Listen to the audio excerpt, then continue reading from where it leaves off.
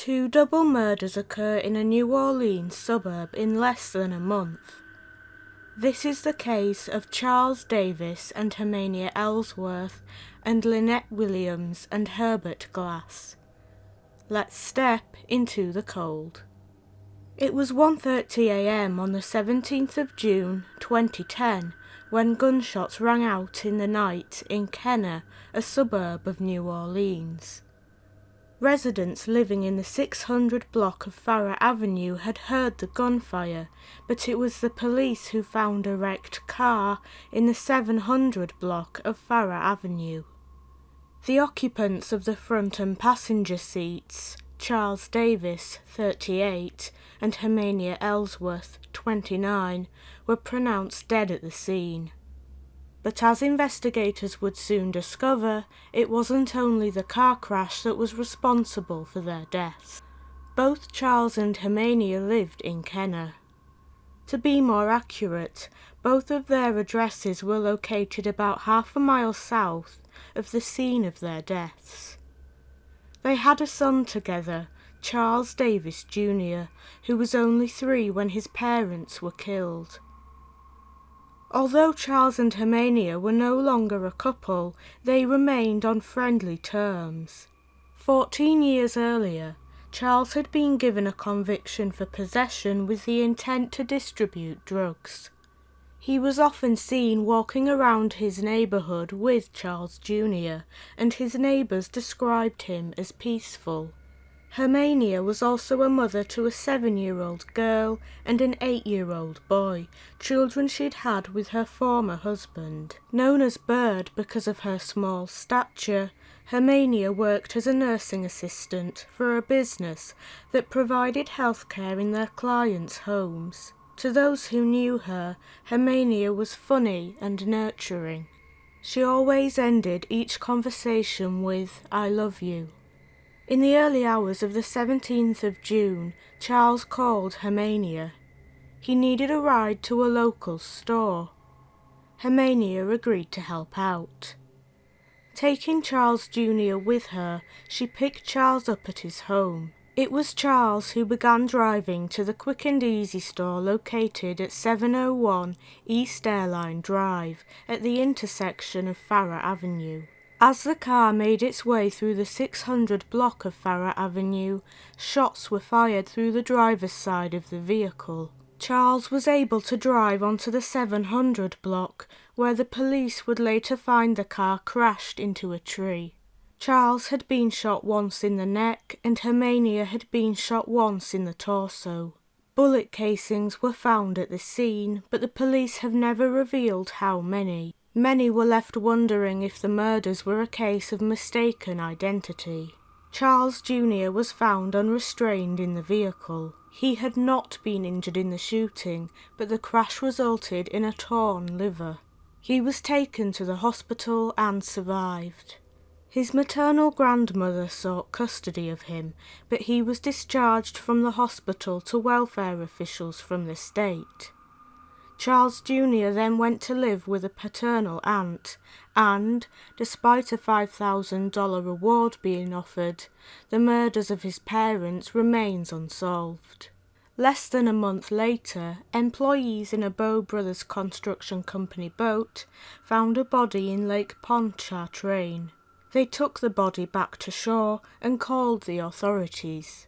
It was 3 p.m. on the 9th of July, but before the day was over, a second body was discovered by St. Tammany Parish Sheriff's deputies in the same lake. The deceased man and woman had both been killed by a single gunshot wound to the head before being bound with duct tape and dumped in the lake. The bodies had been in the water for 12 to 24 hours. It was determined that the wind and tidal currents had carried the bodies from the south shore of the lake to the places the victims were found. One body was found just inside the St. Tammany Parish side of the lake, and the other was found well inside the New Orleans side of the lake. This caused a dispute between the St. Tammany Sheriff's Office and the New Orleans Police Department. Who would lead the investigation? The dispute was settled and the sheriff's office took the case. The time came to identify the bodies. Hours later, the family of a missing Kenner woman learned about the bodies found in the lake. Their worst fears were confirmed when they learned that the deceased woman had a tattoo of the letters L and M on her leg, a tattoo that their missing loved one had. The bodies in the lake were that of Lynette Marie Williams and her husband Herbert Glass. Herbert was 58 and Lynette was 42 when they met. 18 months earlier, Herbert moved into his mother's Kenner home to help care for her. Herbert was an army veteran and a handyman. Years earlier, he had served time for drug possession. He began doing work for a preacher after he joined a church. Those who knew Herbert thought of him as the life of the party. Lynette was already working as a cashier at a Taco Bell in Kenner when she met Herbert, but she was more than willing to help him look after his mother. After Herbert's mother died on the 31st of May, a whirlwind romance began between Lynette and Herbert. The inseparable couple had been married less than a month when they were killed. When Lynette spoke with her sister Sherry on the phone at roughly 10:30 a.m. on the 7th of July, nothing seemed to be wrong. But when Lynette's daughter told relatives she hadn't spoken to her mother the next morning, alarm bells started ringing. It was strange for Lynette to not speak with her daughter. Sherry decided to check up on Lynette and Herbert at their home on the 9th of July. She discovered that the couple's iron security door was unlocked, even though Herbert and Lynette always locked it. The front door itself was locked. When Sherry and other relatives failed to gain access to the house, they called the police. When Lynette's relatives eventually gained access, they noticed that a curtain was missing from a window and that there was a hole in the ceiling. To them, it looked as though someone had been walking in the attic and fallen through the drywall.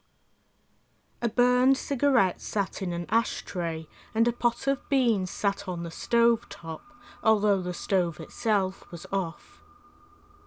When the relatives discovered that Lynette's Toyota Camry had gone, they reported Lynette and Herbert missing. Lynette's family later learned that her Toyota Camry had been found ablaze just off Interstate 59 in Pearl River at 2 a.m. on the 8th of July.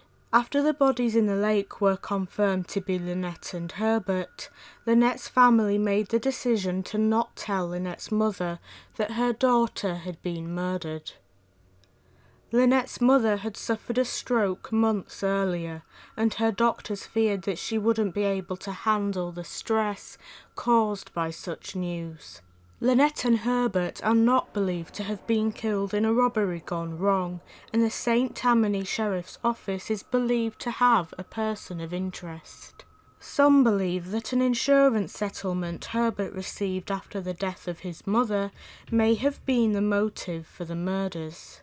They never revealed how much the settlement was worth to relatives, but Herbert and Lynette began increasing their spending habits and buying gifts for loved ones. In particular, Lynette bought clothes, planned a honeymoon to Hawaii, and adopted a parrot worth $2,000. The couple kept the insurance money in a bag in the attic. To be exact, the money was kept in the place where the hole in the ceiling was found. To this day, the money hasn't been recovered. And some wonder if the fact that Lynette was one of the first people to come across the scene of a double murder, and the possibility that she learned the name of the perpetrator, had anything to do with her later murder and that of her husband's. When Charles Davis and Hermania Ellsworth were shot weeks earlier, they crashed their car in the 700 block of Farrar Avenue.